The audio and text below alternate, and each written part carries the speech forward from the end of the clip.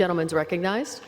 Madam Speaker, there are some fundamental principles that we all ought to be able to agree on. Don't hurt other people. Respect the right of doctors to do no harm. Respect the right of parents to protect their children. Now, the bill before us today could have affirmed the right of every adult to declare their own gender consistent with these principles. Unfortunately, it violates these principles in the most fundamental ways, and this isn't speculation. Many states have already adopted similar laws, so we can see firsthand the result of them. This bill harms people in so many ways, destroying safe spaces for women, undermining women-owned businesses, intimidating the free exercise of conscience. But let me concentrate on one aspect, the destructive impact it has on women's sports. Wherever these laws are imposed, biological males have begun to dominate women's competitions. Listen to 16-year-old Selena Soule of Connecticut. She tells the story of qualifying for the prestigious Middletown Invite. She says this: 8 of us lined up at the starting line, but when 6 of us were only about 3/4 into the race, 2 girls were already across the finish line. What just happened? 2 boys identifying as girls happened. Fair is no longer the norm. The chance to advance, the chance to win, has been all over for us. I missed the chance to compete in the New England Championship this past season because of this.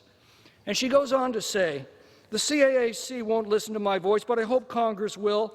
H.R. 5 will endanger women and girls of all ages by opening up every sports team in the country to any male who self-identifies as female. This policy will take away our medals, records, scholarships, and dreams. And we know this will happen because it already has. And we know it's the intent of the bill, because Congressman Stubbe offered an amendment that nothing in this act may be construed to require a biological female to face competition from a biological male in any sporting event. And the Democrats voted it down on a party line vote. Sorry, Selena, but if you're looking for fairness from this majority, you've come to the wrong place. Now, this bill could have protected the professional judgment of doctors, but it doesn't. At our hearing on May 1st, Mr. Cicilline said what H.R. 5 does is to ensure that transgender people, including young people, are not denied care because of their gender identity. Well, what is care for gender identity? Cross-sex hormones, puberty blockers, and surgery. Refuse to provide it on the self-diagnosis of a child, and you've just broken the law. Indeed, Johns Hopkins University, that pioneered sex reassignment surgery, stopped the practice because they saw the long-term harm it did to their patients. And we know that's the intent of the bill as well, because I offered an amendment that nothing in this act shall be construed to require health care providers to affirm the self-professed gender identity of a minor, and the Democrats voted it down on a straight party line vote. Listen to one anguished parent, Elaine, tell her story. She says, "Let me explain to you how this works. If you take your child to a clinic to seek help, affirmative care means the professionals must accept a child's professed gender identity. Under conversion therapy bans, questioning a child's professed gender identity is now illegal. So if a little boy is 5 years old and believes he's the opposite sex, affirmative care means going along with his beliefs. Parents are encouraged to refer to him as their daughter and let them choose a feminine name. Teachers are told to let them use the girls' bathroom at school. Therapists will reassure parents that social transition is harmless and reversible. Is it really harmless to tell a child who still believes in the tooth fairy that he's of the opposite sex?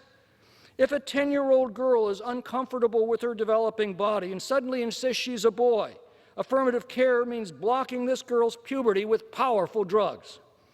And we know this will happen because it already has. And we know this is the intent of the bill because Congressman Mike Johnson offered an amendment that nothing in this act or any amendment made by this act may be construed to deny a parent's right to be involved in their minor child's medical care. And the Democrats voted that amendment down on a party line vote.